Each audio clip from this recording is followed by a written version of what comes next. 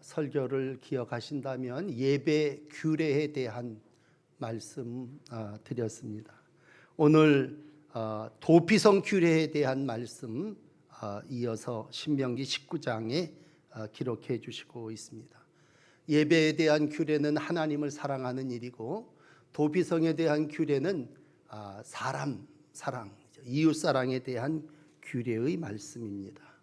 오늘도 말씀 똑같이 시작합니다. 여호와께서 여러 민족을 멸절하고 그 땅을 내게 주심으로 그것을 네가 받아서 거기서 그 땅에서 거주하게 될 때에 라고 하는 말씀입니다. 그러니까 오늘도 하나님께서 우리에게 주신 땅에서 이웃이, 성도가, 하나님의 자녀가 어떻게 살아야 되느냐라고 하는 말씀입니다. 하나님이 주신 땅에서 어떻게 사는 게 하나님의 자녀다운 삶입니까?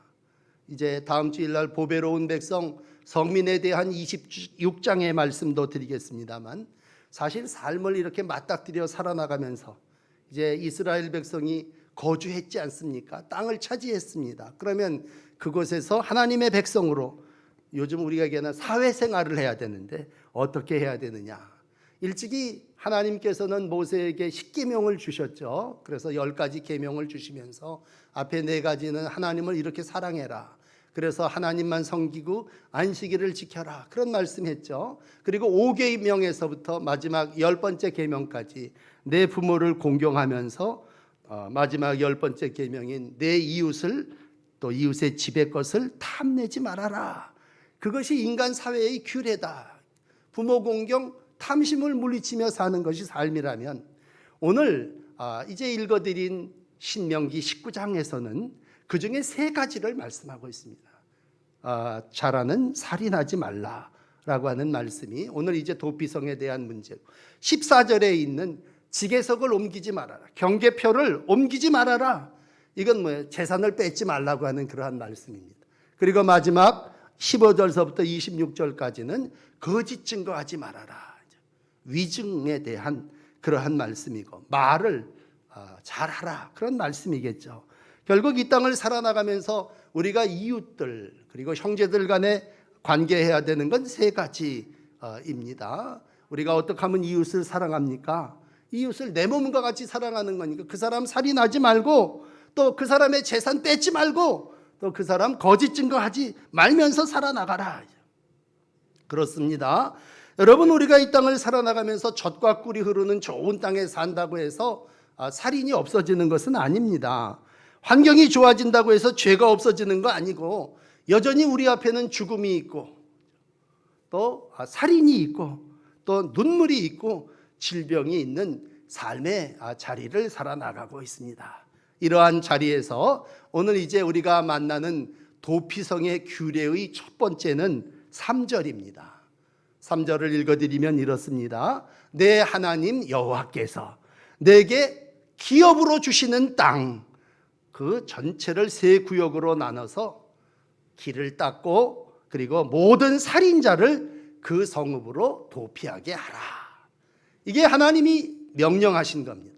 여러분, 도피성은 하나님이 만들라고 명령하신 거고, 누구를 위하여? 살인자를 위하여 정하신 규례입니다. 그것도 모든 살인자를 그 성읍으로 도피하게 하라. 무슨 말입니까? 젖과 꿀이 흐르는 땅에도 살인자는 있다는 얘기입니다. 예배의 규례를 잘 지키는 성소 안에도 살인이 일어난다는 얘기입니다. 그러므로 살인자를 위하여라고 했을 때 정상적인 사람 아니고 죽이기 위한 그러한 방법이 아닌 그 살인자를 살리기 위한 방법으로 도피성이 필요합니다. 옛날 애굽에 종되었을 때나 광야 40년을 살아나갈 동안에는 힘들었어요. 그래서 남을 죽이기도 했고 먹을 것이 없어서 불평과 원망을 했습니다. 그러나 이제는 하나님이 주신 기업 땅이 젖과 꿀이 흐르는 땅입니다. 그러면 거기에서 굳이 남의 생명을 살해할 일이 있겠느냐라고 했을 때 오늘 답은 있다고 하는 얘기입니다. 고의로 그러는 고범죄도 있지만 실수로 저지르는 살인도 있다고 하는 얘기입니다. 이 얘기는 이런 말이에요. 사람이 소득이 높아져서 잘 살게 돼도, 대통령이 몇 번 바뀌어도 인간이 사는 삶 속에는 죄가 있고 죄의 결과는 사망, 낳게 된다고 하는 것입니다. 그래서 오늘 신명기는 자세하게 도피성 땅 전체를 세 구역으로 나누어 길을 닦으라고 하는 것은 사람 사는 것에 과실치사가 있다고 하는 얘기입니다. 아주 구체적인 예를 이렇게 드러났네요. 5절을 보시면 가령 그러면서 예를 듭니다. 사람이 이웃하고 같이 벌목하라. 직장에 간 거예요. 일하러 가서 삼림에 가서 도끼를 들고 나무를 찍는데 그만 도끼자루가 날에서 빠져버립니다. 그런데 어떻게 또 그 도끼자루가 마침 옆에 있는 이웃에 정확하게 맞아가지고 그 사람을 죽이게 하는, 요즘으로 얘기하면 우리가 길 가다가 원치 않는 교통사고를 내는 그런 것 같은 거겠죠. 이와 같은 일이 삶의 자리에서 일어난다는 얘기입니다. 결국 실수의 결과가 상해를 입히고 그것이 생명을 보존할 수 없는 살인의 지경에 이른다고 할 때, 오늘 이 말씀을 하는 1절과 5절의 내용은 하나입니다. 생명이 소중하다고 하는 말씀을 해주면서 그 생명을 가지고 함께 살아나가는 이웃인 우리가 실수도 하고 얼마나 나약한 존재이고 죄인들이냐라고 하는 것을 말씀해 주시고 있습니다. 그래서 하나님은 그것을 보시면서 우리 가운데 결과를 놓고 보면 살인한 자니까 죽여야 된다라고 하는 것이 아니라 과정을 보니까 실수라 그를 보호하고 용서해 줘서 도피성을 만들라는 명령입니다. 그리고 그이가 도피성으로 길을 닦아 놓으니까 그리로 그냥 내빼서 달려가면 살아난다는 얘기고, 결국 이 얘기는 사람 사는 곳에 도피성이 반드시 있어야 한다고 하는 것입니다. 여러분, 이 도피성을 만들고 그 사람이 그 도피성에서 피해서 거하고 도피성에서 나오는 예는 하나예요. 그 대제사장이 죽으면 도피성에 피해 있던 모든 사람들이 다 거기서 사면이죠. 나올 수 있는 그러한 제도를 만들어 주셨습니다.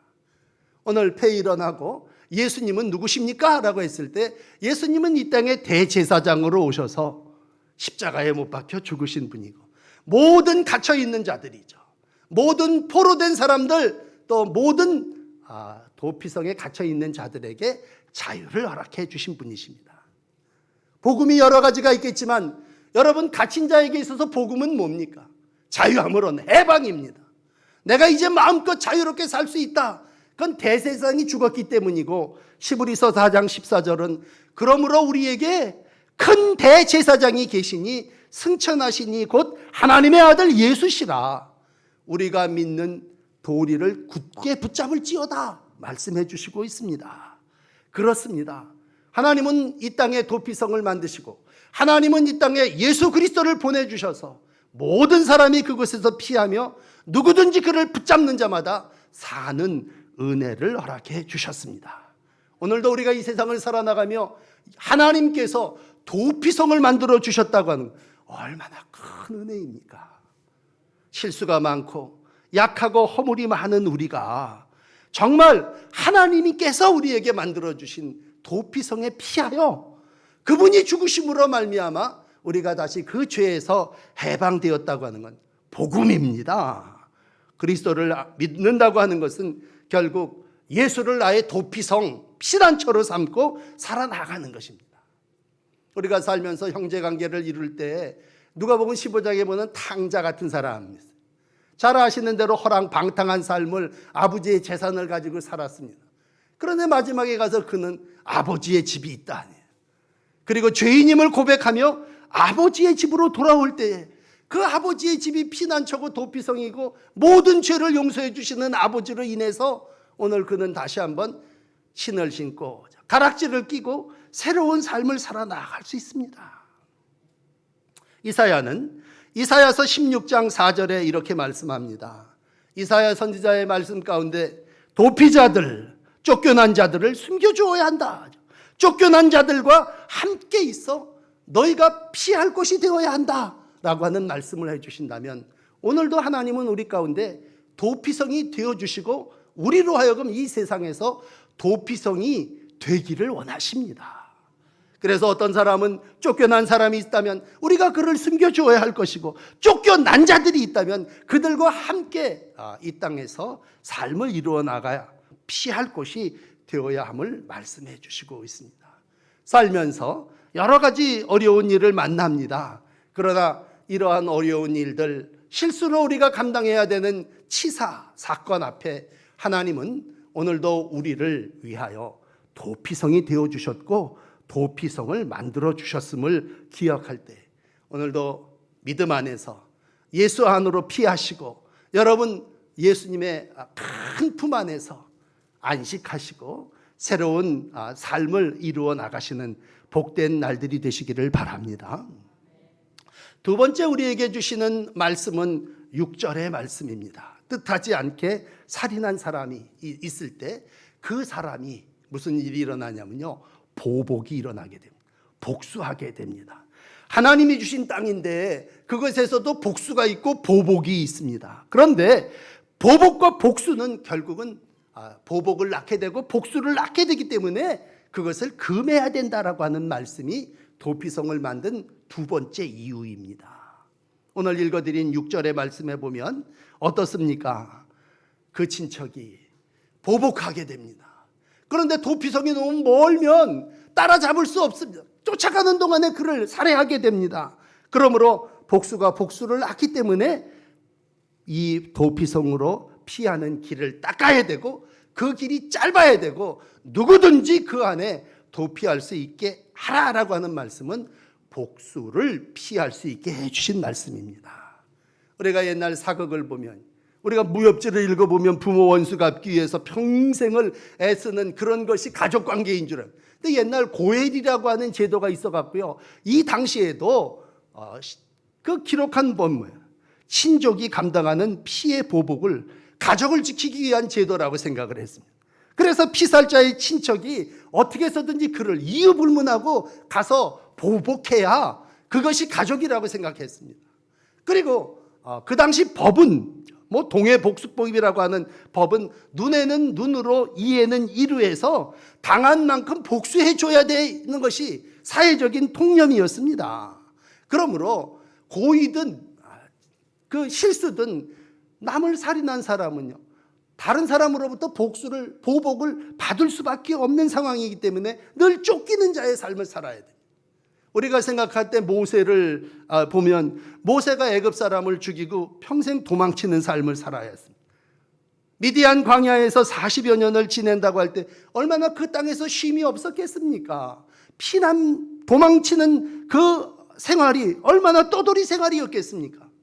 하나님은 그럼에도 불구하고 모세를 떨기나무 불꽃 가운데서 부르시고 그를 통해서 하나님의 일을 이루신다는 얘기는 하나님의 역사가 복수와 보복의 역사가 아니라는 얘기입니다. 그래서 만드시면서 6절에 뒷부분에 이런 말씀이 있죠. 그 가는 길이 멀면 그를 따라 잡아 죽일까 하노라. 길을 닦아서 새 성읍을 만들고 나중에 너희가 더 많은 영토를 점령하면 또 셋을 만들어서 어디에서든지 누구든지 다 도피성으로 피하여 복수를 막을 수 있게 해줬다는 얘기는 우리 마음 가운데 복수심이라고 하는 것이 있다는 얘기입니다. 여러분, 가족이 친척이 어려운 일을 당할 때 전후 사정 따집니까? 우리 마음 가운데 마음이 뭐예요? 복수하게 됩니다. 분노합니다. 사람의 마음 가운데 분노심이라는 것이 있어요. 분노한다고 하는 건 돌발적인 것이고 격렬한 것입니다. 병으로 얘기하면 이 분노를 누르면 우라병이 걸립니다. 이거 참지 못하면 분노 장애로 폭발해 버립니다. 그러니까 참는 것도 병이고 폭발하는 것도 병이라면 사람은 누구나 다 이 땅에서 분노하며 복수의 마음을 가지고 살아나간다고 할 때 그렇게 되는 결과는 피 흘림입니다. 오늘 하나님은 그러한 복수로 인하여 피 흘림을 금하십니다. 그래서 여호수아 시대에도 20장에 도피성의 거주 여부를 성읍 장로들이 판단하면서 심판하게 도피성을 만듭니다. 민수기 35장에는 더 자세하게 피로 더럽히지 말라 말씀합니다. 왜? 무고한 자의 피를 흘리면 내가 거주하는 땅을 더럽히게 된다.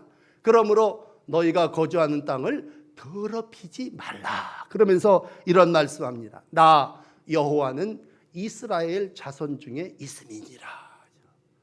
여러분, 복음 중에 복음은 여호와께서 이스라엘 자손 중에 계시다고 하는 것입니다.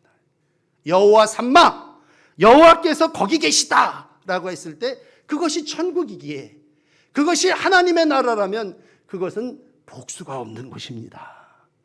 오늘도 우리가 믿어야 되는 두 번째는 하나님이 우리 중에 계시다고 하는 것입니다. 하나님이 내 안에 계시다. 그 얘기는 내 감정이 폭발돼서 복수하는 게 아니라 오늘도 하나님의 마음을 품는다고 하는 것입니다. 여러분, 감정이 폭발하면 뭐예요? 2차 살인을 낳는 거 아닙니까? 우리가 누굽니까? 라고 했을 때 우리는 감정이, 복수심이 이끄는 대로 사는 사람이 아닙니다. 하나님이 주신 기업에서 하나님이 우리 중에 거하신다고 하는 건 하나님의 마음을 가지고 하나님의 말씀을 표준 삼아서 살아나간다고 하는 것입니다. 오늘도 하나님이 내 안에 계시다라고 했을 때 나는 내 감정대로 폭발하는 거고 내 감정대로 억누르고 사는 게 아니라 하나님이 우리에게 주시는 마음이죠. 나는 온유하고 겸손하니 라고 하는 예수님의 마음을 가지고 이 땅에서 살아나가는 것입니다. 예수님, 그분은 어떤 분이십니까? 여러분, 우리가 예수님의 죽음의 십자가를 기억할 때 누가복음 23장 34절은 십자가에 죽으시면서 예수님께서 이렇게 말씀하십니다. 아버지, 저들을 사하여 주옵소서. 저들을 사하여 주옵소서.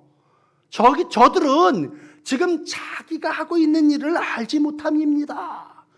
이것이 예수님의 마음입니다. 자기를 살해하고 자기를 죽이려고 하는 이들을 향해서 오늘도 용서를 빌고 복수하기보다도 온유한 마음을 가지고 오늘도 하나님께서 주신 삶을 마감하신 분이 예수 그리스도십니다.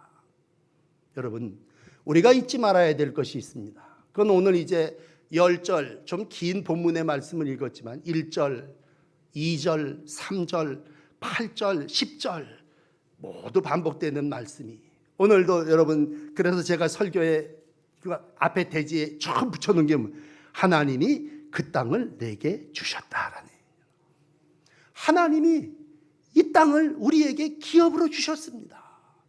거기에 우리의 실수가 있는 거고 거기에 우리의 분노가 복수가 있는 거고 거기에 우리가 미워하는 마음을 가지고 살아나가고 있을 뿐입니다. 그 얘기는 우리가 살고 있는 이 세상에 살인하지 말라고 하는 계명이 있음에도 불구하고 우리는 부지중에든 고이든 살인하게 되고 죄가 여전히 존재한다고 하는 얘기입니다. 여러분, 우리가 하나님의 백성으로서 하나님이 주신 이 기업을 누립니다. 기업이라고 하는 말은 소유라는 말이고 선물이라는 말이고 차지한다고 하는 뜻이라면 옛날 말로 유업이라는, 유산으로 물려받은, 하나님께서 우리에게 원수를 다 멸절시켜 주시고 야, 이거 이제 이 백성 여기서 살아라, 그런 것입니다. 그러므로 하나님이 그 안에서 내리는 명령은 단호합니다. 무죄한 피를 흘리지 말라라고 하는 오늘 마지막 10절의 말씀입니다. 우리가 지난 주간에도 참 안타까운 날들을 봅니다만 힘없는 아기를 구타해서 죽게 만들었습니다. 그것이 설령 힘센 자의 손에 의한 것이 아니라 입의 말에 의해서 또 거짓 증언에 의해서 폭력은 계속되어집니다. 옛날에 가족들이 모여 식사하면 아버지의 권세가 컸습니다. 그리고 잘못하면 밥상도 뒤집어 엎었습니다. 그 마음이 어디서 비롯됐느냐? 분노하는 마음. 그 분노가 폭발하고 미움이 되어짐을 보게 됩니다. 결국은 그 마음이 하나님이 주신 땅이고 하나님이 주신 마음임에도 불구하고 우리 가운데는, 죄인의 마음 가운데는 우리가 가져야 되는, 알아야 되는 복수와 분노로, 미움으로 가득 차 있다고 하는 것입니다. 그래서 우리가 명절을 맞이할 때마다 늘 뭐야? 형제간의 그 분노, 형제간의 그 미움, 부모를 향한 아픔, 서로 미워하고 저주하며 표현은 안 하지만 살인하고 살아나가지 않습니까? 여러분, 예수님이 하신 말씀 가운데 마태복음 5장 21절에 보면 옛사람이 말한 바 살인하지 말라, 누구든지 살인하면 심판을 받게 되리라 하는 것을 너희가 들었나니 나는 너희에게 이르노니 형제에게 노하는 자마다 심판을 받게 되고 형제를 대하여 라가라 하는 자마다 공회에 잡혀가게 되고 미련한 놈이라 하는 자마다 지옥불에 들어가게 될 거다. 예수님이 산상수훈인 마태복음 5장 21절 이하에 이런 말씀을 하십니다. 그 얘기는 무슨 얘기예요? 우리의 마음 가운데 미움이라고 하는 것이 있어서 마음 가운데 죄를 짓게 되고 살인한다는 얘기죠. 정말 저 사람 싫다고 그러고 가족을 만나지 않고 교회를 다른 데로 옮겨버리고 그 얘기 뭐야? 내가 그 사람 안 본다고 하는 우리 마음 가운데 큰 상처인 분노와 미움을 가지고 살아나가기 때문이라는 것입니다. 오늘 요셉, 마리아의 남편, 마태복음 1장을 시작하면서 예수님의 탄생을 이렇게 기록합니다. 남편 요셉은 의로운 사람이라. 그러므로 그는 드러내지 않고 가만히 끊고자 하는 의로운 인격자였다는 거죠. 왜? 처녀가 아이를 배웠다고 하는 건 돌을 들어서 살인해 쳐 죽여야 되는 사건이었습니다. 그런데 오늘 그가 생각합니다. 그리고 주의 사자가 현몽해서 그에게 말씀합니다. 다윗의 자손 요셉아. 여러분, 요셉이라고 하는 말 앞에 다윗의 자손이라는 말은 너는 하나님이 기업으로 주신 하나님의 거룩한 선민, 택한 받은 백성이다, 그런 얘기죠. 마리아 데려오기를 용납하라, 데려오라 얘기죠. 성령으로 된 것이다. 만약 그가 마음 가운데 요셉이 의로운 사람이 아니고 성경이 표준된 사람이 아니고 그의 감정대로 사는 사람이었으면 돌을 집어 던져야죠. 그럼 마리아도 죽고 그 안에 뵀던 예수님도 이 세상에 탄생하지 못하셨을 겁니다. 예수님이 탄생했다고 하는 얘기는 요셉이라고 하는 의로운 사람이 감정대로 분노해서 복수하지 않고 미워하는 마음 가지고 폭발되어진 삶이 아닌 하나님의 말씀에 순종하고 하나님의 규례를 따라 살아나가는 사람이라고 하는 얘기입니다. 오늘 말을 정리하면서 그렇습니다. 사람 어떤 존재인가? 오늘 1번에 말씀드린 실수하는 존재입니다. 두 번째 말씀드리는 복수하는 사람들입니다. 그리고 세 번째, 미움을 가지고 살 수밖에 없는 사람입니다. 그래서 법을 정해주시면서 뭐야? 살인하지 말아라, 도둑질하지 말아라, 거짓 증거하지 말아라. 그 얘기가 우리의 마음 가운데 오늘 그렇게 할 수 있는 존재이기 때문에 너는 마지막에 가서 탐심에 대한 얘기를 할 때는 이웃의 아내, 남종, 여종, 소, 나귀 어떤 소유든지 간에 그 마음 가운데 탐내지 말라고 하는 얘기는 뭐예요? 그건 너희 마음 가운데 탐심과 함께 미워하는 마음을 갖고 살아서는 안 된다고 하는 말씀입니다. 여러분, 우리는 예수를 믿습니다. 그리고 말씀이 표준된 교회, 그 말씀에 순종하는 가정을 이루어 나가기를 원합니다. 그렇다면 우리가 믿는 예수님은 어떤 분이십니까? 아까도 마태복음 5장에 말씀드렸지만 예수님은 한 걸음 더 나가서 이렇게 우리에게 주문합니다. 마태복음 5장 38절이죠. 눈은 눈으로 이는 이로 갚으라고 하였으나 그런 세상의 법이 있지만 나는 너희에게 이르노니 대적하지 말아라. 누구든지 내 오른 뺨을 치거든 왼쪽도 돌려대라. 복수하지 말라는 거죠. 보복하지 말고 더 큰 용서로 악을 악으로 갚지 말라고 하는 얘기입니다. 여러분, 용서는 생명을 계속 보존하는 살인하지 말라고 하는 법보다도 오히려 더 큰 하나님의 사랑의 법입니다. 생명을 지키기 위해서 어떻게 해야 합니까? 쫓아가서 친족을 죽인 자를 나도 복수하는 게 생명을 지키는 일입니까? 그건 살인을 살인으로 낳는 얘기입니다. 살면서 많은 억울한 사람들이 있어요. 억울한 친척과 형제들이 있습니다. 그럴 때 예수님은 오늘 수고하고 무거운 짐을 진 자들아 다 내게로 오라, 내가 너희를 쉬게 하리라 환영하면서 도피성이 되어주시고 피난처가 되어주시고 그들을 품에 안아주십니다. 세상의 성군이라고 얘기했던 다윗, 그 사람은 인간 다윗으로서 어떤 삶을 살았습니까? 우리아의 아내 바세바를 뺏었습니다. 남의 여종을 탐했습니다. 그리고 그것을 감추기 위해서 의도적인 살인으로 그 우리아를 전쟁마당 저 앞에 내보내서 칼에 맞아 자기가 죽이진 않았지만 죽게 했습니다. 그러한 다윗이 성군이었습니다. 그럼에도 불구하고 그는 인간이었기에 실수했고 분노했고 미움으로 삶을 살아나갔습니다. 그러면서 오늘 다윗은 늘 하나님 앞에 하나님은 나의 산성이십니다. 나의 요새입니다. 나의 바위고 피난처입니다. 시편 32편 7절에는 주는 나의 은신처이오니 환난에서 나를 보호하시고 구원의 노래로 나를 두르시니이다 고백했습니다. 그렇습니다. 여러분, 우리는 다 죄인이 올시다. 우리는 다 형제 사랑을 얘기하지만 복수하고 미워하는 마음을 가지고 살아나갑니다. 사랑의 사도였던 요한은 요한 1서 3장 15절에 이렇게 우리에게 말씀합니다. 형제를 미워하는 자마다 살인하는 자니 살인하는 자마다 영생이 그 속에 거하지 아니하는 것을 너희가 아는 바라. 내가 의도적으로, 여기 오늘 10절까지 읽었습니다만 11절에서 13절에 있는 의도적으로 살인하는 사람이 있어요. 미워서 엎드려 기다리고 있다가 매복하고 이렇게 있다가 상처를 입혀 죽게 하는 그러한 살인도 있습니다.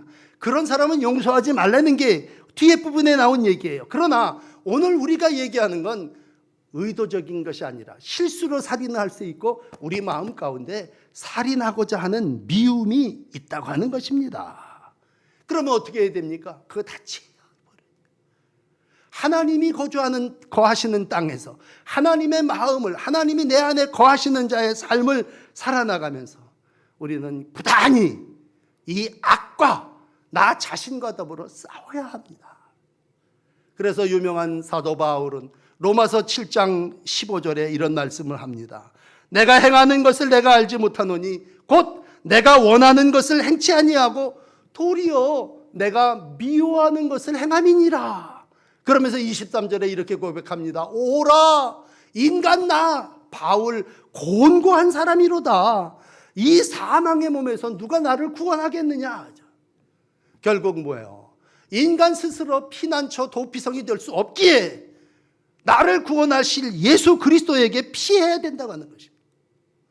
오늘 이제 명절을 맞이하면서 사랑하는 성도 여러분에게 부탁합니다. 여러분, 우린 나 자신이 죄인임을 인정해야 됩니다. 특별히 완벽을 추구하는 분들일수록, 많이 배우고 많은 영적 지식을 가진 분일수록 나 스스로가 나에 대해서 좀 너그럽게 여겨야 되는 건, 우리 인간은 완벽할 수가 없습니다. 완벽하고자 하면 그것도 결벽증입니다. 어떤 분들이 자기에 대해서 완벽하고자 하는 분은 자기를 용서하지 못해요. 그래서 무슨 실수를 하고 나면요, 그것 때문에 굉장히 힘들어하면서 나 왜 이래야 되느냐 고통합니다.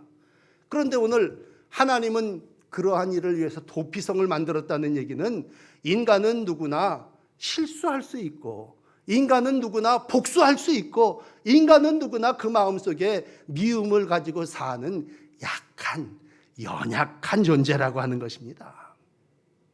두 번째 우리가 가져야 되는 것은 이웃을 사랑하는 마음입니다. 그것은 예수님의 마음인 온유한 마음입니다. 모두 죄인이라고 할 때에 우린 다시 한번 복수보다도 온유한 마음을 가질 수 있습니다. 온유하다고 하는 얘기는 다른 말로 얘기하면 말에 재갈을 물린다는 얘기인데, 우리가 얘기하는 말씀을 표준 삼고 훈련하는 겁니다. 내 감정대로 폭발하면 복수입니다. 내 마음에 품은 대로 미워하면 그것이 죄가 됩니다. 그러나 두고 보자라고 하는 것이 아니라 어떻게 해야 돼요? 용서하는 마음을 가져야 합니다. 온유한 마음을 가져야 합니다. 오늘도 그러한 마음을 가질 때 우리는 하나님께서 우리에게 주시는 가족 안의 형제를 받아들일 수 있습니다. 오늘 우리가 잘 아는 탕자의 비유의 마지막 큰아들은 어떻습니까? 받아들이지를 못합니다. 화딱지가 나가지고서는 미움과 불만을 폭발합니다. 아버지, 나한테는 염소 새끼 한 마리 주지 않고 친구들하고 염소 잡아서 놀지도 않게 하더니 저 재산 말아먹은 저 녀석이죠. 송아지를 잡습니까? 오늘 그를 향하여 아버지가, 하나님은 이렇게 말씀하십니다. 얘야, 너는 항상 나와 함께 있으니 내 것이 다 내 것이로되, 이 내 동생은 죽었다가 살아났으며 잃었다가 얻었기로 즐거워하고 기뻐하는 것이다. 아버지의 마음입니다. 아버지는 오늘도 탕자를 용서하고 사랑합니다. 오늘 우리의 마음 가운데 큰아들의 마음이 지배하면 우리 가운데 분노하고 미워함, 아버지의 마음, 여호와 삼마, 주님이 우리 가운데 함께 계십니다. 이 마음 품고 설 명절을 맞이하시고 여러분의 남은 삶이 하나님의 나라 천국을 이루어 나가시는 복된 날들이 되시기를 바랍니다. 기도를 드립시다. 피난처이신 주님, 젖과 꿀이 흐르는 땅을 기업으로 주시고 축복으로 많은 것을 주셨음에도 불구하고 우리는 실수하고 복수하고 미워하는 세상을 살아나가는 연약한 죄인들입니다.